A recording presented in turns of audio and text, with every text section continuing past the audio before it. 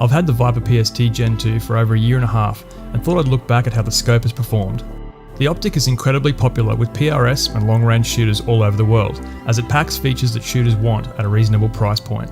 The manufacturer of the PST Gen 2 is Vortex Optics, who have a huge cult following and are known for making optics to suit all shooters' budgets. Vortex have been around since 2002 and are based out of the US. The biggest draw card to this company for a lot of people is their lifetime VIP warranty on all products.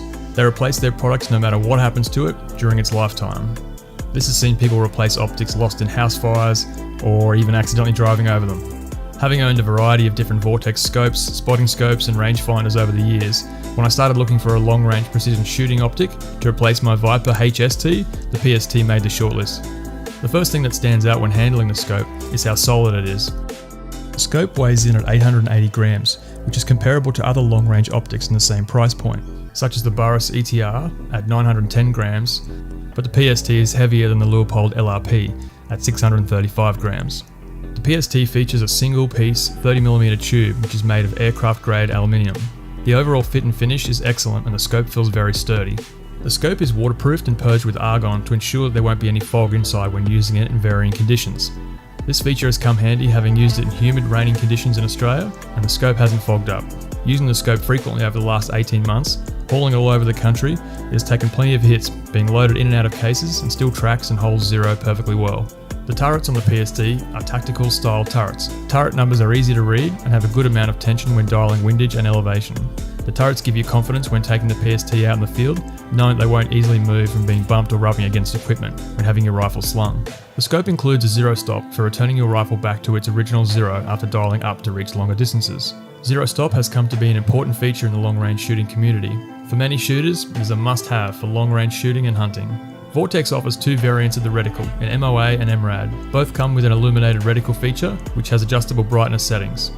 The illuminated reticle rarely gets a workout, but those times at the range in the late afternoon, or side of a mountain when the sun's setting, or out west in low light, it's a great feature to be able to switch on. The illumination dial is located near the parallax adjustment on the left side of the scope. The EBR reticle in the Viper PST is a very versatile reticle. The significant hash marks in the reticle are aimed at supporting the long-distance shooter.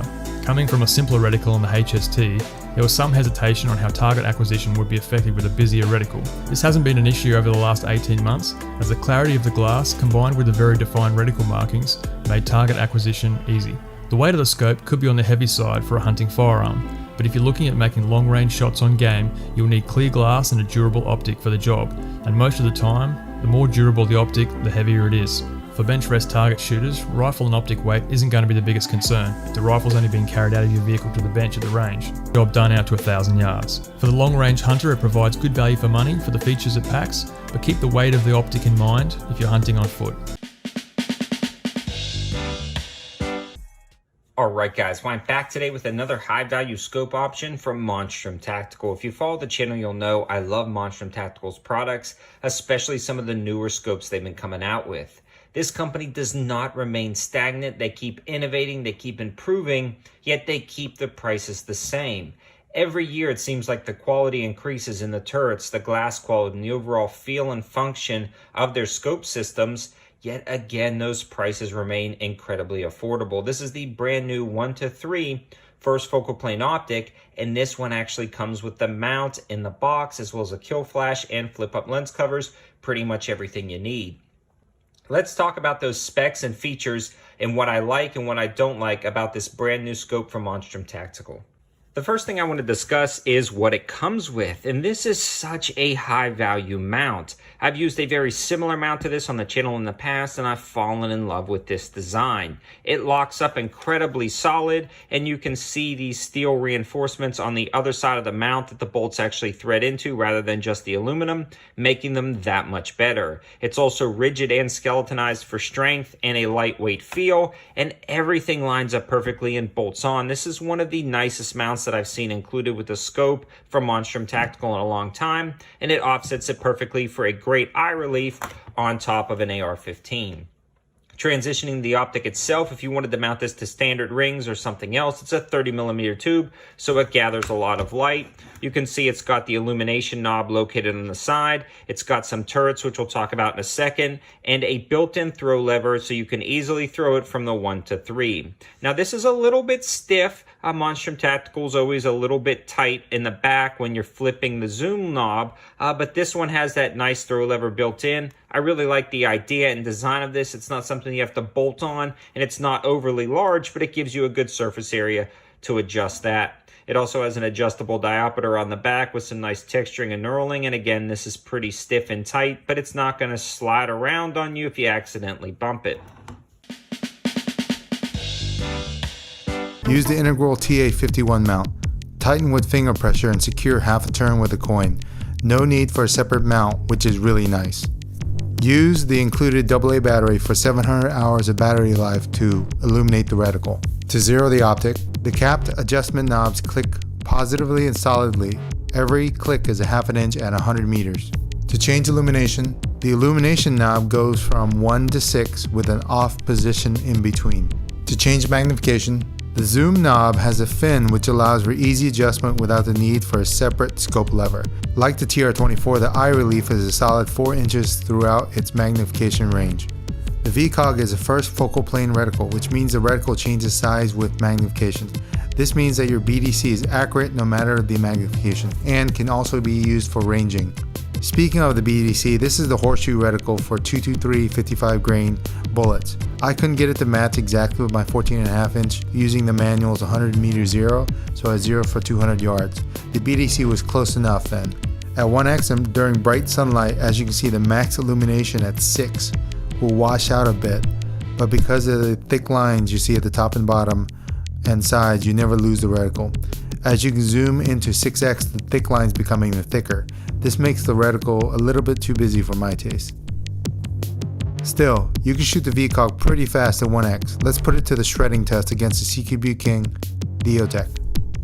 So, the EOTech still outperforms the VCOG at close range, but it's not the runaway winner.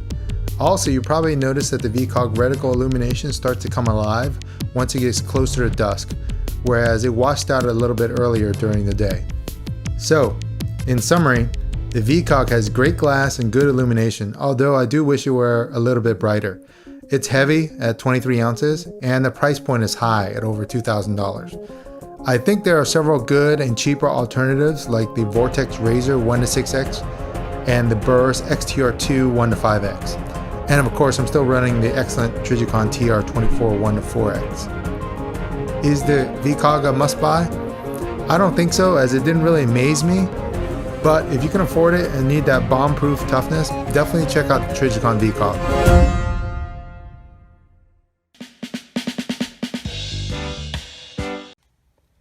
Alright guys, well I'm back today with another high value optic from Amazon, and this one is made by Pinty, or imported by Pinty, and I believe it's a subdivision of Banyan Imports. That's who communicates with me by email.